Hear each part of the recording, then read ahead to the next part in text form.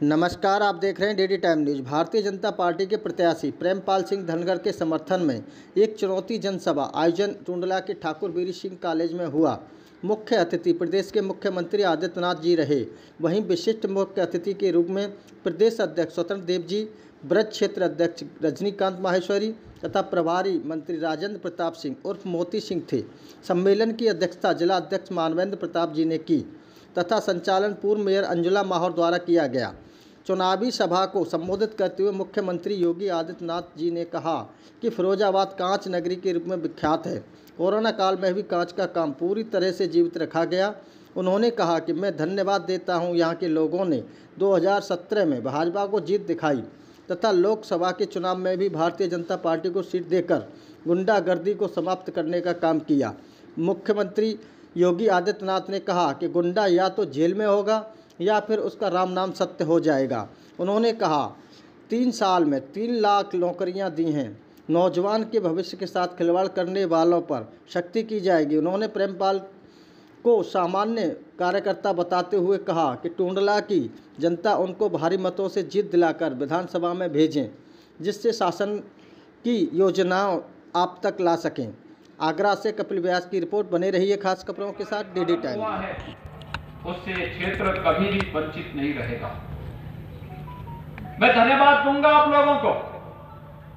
आपने पिछले लोकसभा चुनाव में फिरोजाबाद लोकसभा सीट को भारतीय जनता पार्टी के पक्ष में देकर के यहां की परंपरागत गुंडागर्दी को हमेशा के लिए समाप्त करने का जो संकल्प लिया, आज वो संकल्प एक बार फिर से आपके उत्साह में दिखाई दे रहा है। यही तो ताकत है, जो ताकत कभी पश्चिमी उत्तर प्रदेश को गुंडागर्दी की अराजकता का एक पर्याय बना दिया था, लेकिन आज यही ताकत है जिस ताकत के बल पर हम लोग गुंडों का जीना हराम करते हैं। गुंडा या तो जेल में होगा या फिर उनके राम नाम सत्य है कि यात्रा निकलेगी, उनको सड़कों पर स्वच्छंद घूमने की छूट नहीं होगी। यही कारण है समाजवादी पार्टी के नेता बड़ी बड़ी राग लाप रहे हैं।